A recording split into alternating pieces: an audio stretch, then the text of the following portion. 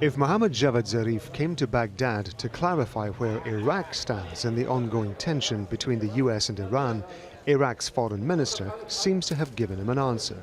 We are against the unilateral measures taken by the US. We are standing by Iran in its position, and God willing, we can play an intermediary role between the parties if necessary. Iran's foreign minister has proposed signing a non-aggression pact with Gulf neighbors, but Iran says it will take action if necessary. We will defend ourselves against any efforts for a war with Iran, whether it is a military or economic one that would victimize the Iranian people. We will face it with strength and resistance. Iran and Iraq have close ties through trade, culture and religion. But Iraq relies on US and foreign troops to combat the threat of ISIL, and it needs foreign investment, especially to develop its oil fields. Iraq has been doing a diplomatic balancing act for years, and some say that puts it in a perfect position to be able to mediate between the United States and Iran.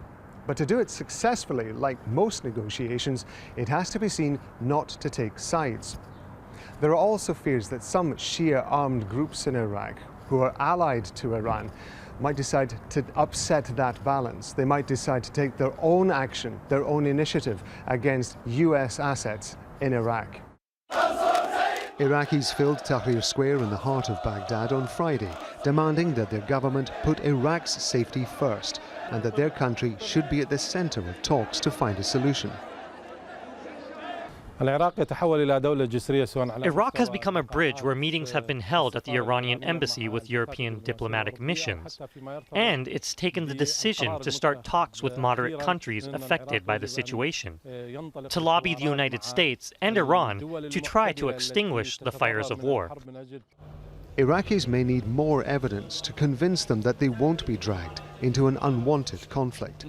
Rob Matheson, Al Jazeera, Baghdad. Saad Jawad is a member of the Middle East Centre's research committee at the London School of Economics. He says he's not convinced by Iraq's pledge to stand by Iran against the US.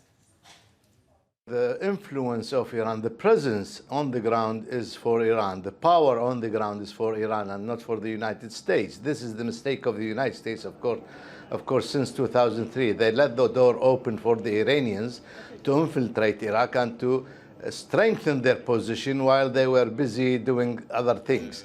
Now, this position was strengthened militarily and politically, and most important with the help of the militias, the mobilization political forces. These are surrounding the whole government. So you have to, you have to expect members of the Iraqi governments to speak double languages. When they meet the Americans, they will tell them that we are supporting you.